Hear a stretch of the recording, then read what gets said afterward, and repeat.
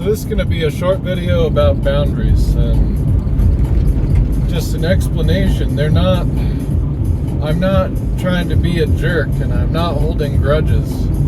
Quite to the contrary, I don't think I'm capable of doing those things in the long run. I always forgive, I always forget. And unfortunately, that's a bit dangerous in this world, because if you always forgive and you always forget and you always give and you always try to help and you always try to make sure everyone's okay as best you can, you turn into this savior and martyr, because so many people take advantage of that. They don't care that, your heart's in the right place if their heart's not in the right place. Maybe they just want to take. And you have to recognize that at some point, that anybody could be that way, and that if you're the type to give and give and give, you have to have those boundaries. If you wear your heart on your sleeve, if you struggle to even tell a white lie, if you're just too, I don't know. It's like the last thing you want is to become a bad person, an evil person. The last thing you want is to become a user or a taker. And sometimes you do need help, and so you have to gravitate towards people that will engage in that give and take, or at the very least do fair business dealings with you. You can't be focusing on the people who will take and take and take, and you have to give people a long process of filtering. I don't think people can just be, in the middle of your circle, in your inner circle right off the bat. I mean, I've been that person to give people my inner circle right away.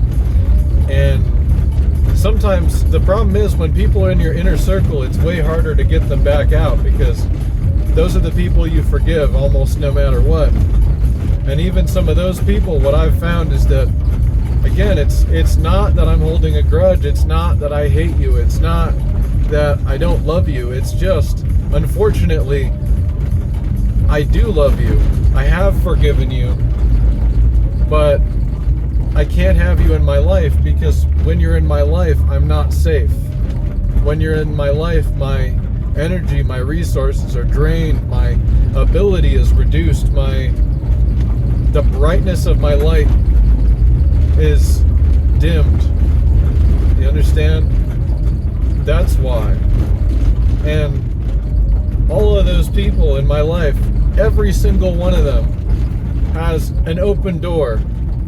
The worst ones that have done the worst things to me, they have an open door. The problem is, the one thing that they have to do, and that I doubt that they'll ever do, is prove to me that they're not going to use me, that they're not going to hurt me, that they're not going to take advantage of my openness, of my forgiveness, of my light. Because I don't want to become a narcissist or a taker or a user or a thief. I don't want to become a bad person, a dark person, an evil spirit. I want to stay light, and I will stay light. And that's what boundaries are for. Boundaries are what it takes to stay in the light. Unfortunately, I wish that I could love everyone that I've ever loved.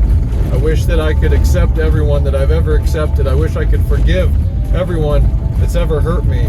But the truth of the matter is that sometimes it's not about me. It's not about me forgiving. It's not about me forgetting. It's not about me letting go. It's about you proving to me that you're not going to hurt me anymore before I let you back in.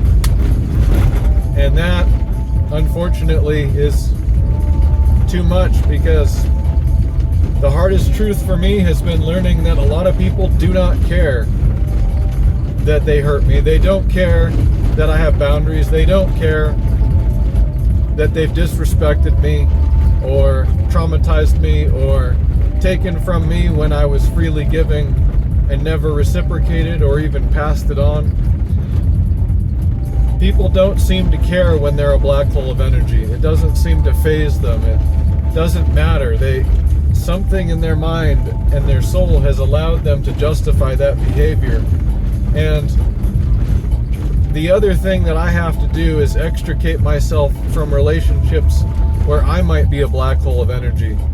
I cannot allow myself to be that black hole of energy. And if, unfortunately, that's how this thing all balances out, right? And that's where your behavior, my behavior as an individual, if you're highly sensitive and if you try to help and all these other things, it comes in, is that if you give and give and give and you put the other person in a position where they can't possibly make it up to you, what are they supposed to do? Some people can't make it up to you. They don't have the energy to give. They don't have the resources to give. And so you have to be very discerning and recognize that a lot of the people you pour into can't pour back into you if you're going to pour into everybody. And I don't think it's wise. I don't think it's wise to pour into everybody. I think you need to pour into people who can pour into you, because otherwise eventually your cup will be empty and there will be no one to pour back in. Anyway, thanks for watching. Good night.